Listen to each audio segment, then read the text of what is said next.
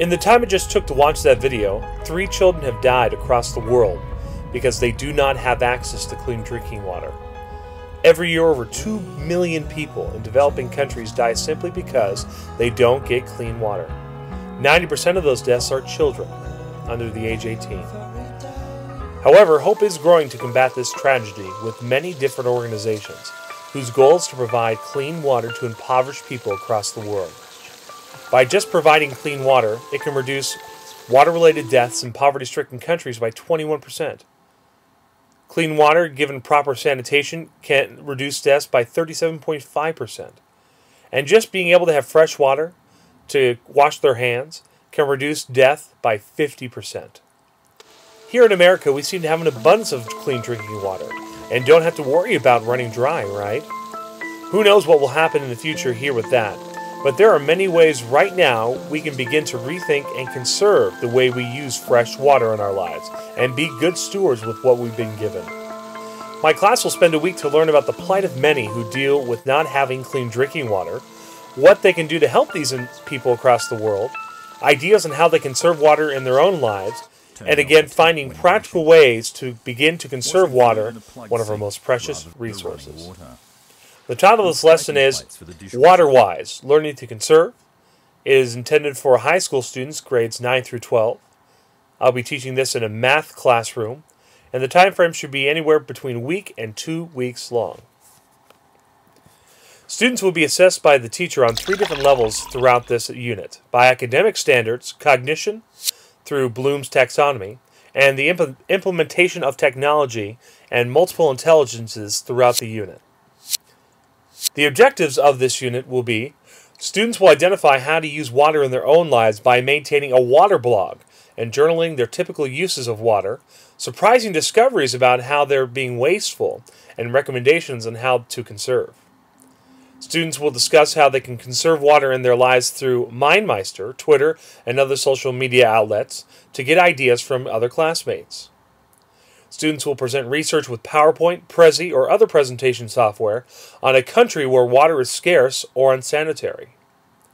Students will report on individual water use by maintaining a water blog and offering suggestions on how to begin to conserve water in their everyday lives. Students will organize a recycling drive on campus through various social networks to raise money to donate to a charity of their choosing that helps developing countries get clean water. And finally, students will conclude their research by discussing as a class, both face-to-face and through online, about how they can conserve water on a daily basis. Unit plan activities. Students will be introduced to the topic by walking into the classroom and seeing different pictures and stories about children, families, and entire people groups who live with or have died because of not having clean drinking water, and the lengths they have to go through to get clean drinking water.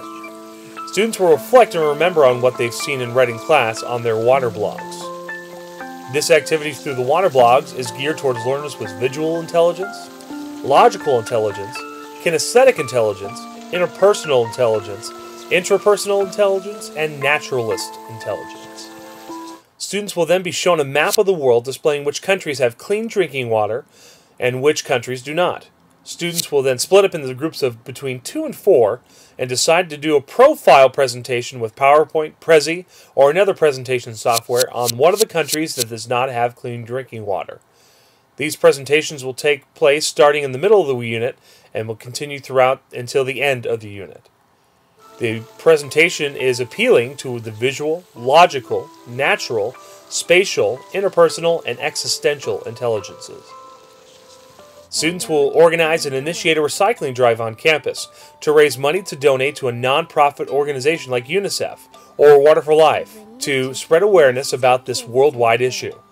Students will collect the items, sort and count the items in class, and make predictions on how much money we'll be able to make at the end of the unit. This activity is engaged for the visual, logical, natural, spatial, interpersonal, and kinesthetic learners. Students will record themselves through a video camera or through an audio microphone during a conversation they will have in their groups or other friends about how they use water in their own lives and how they can begin to conserve. Students will use examples and observations made from their water blogs to aid their discussion. The goal of the discussion is to get new ideas, create accountability, and be encouraged to conserve water.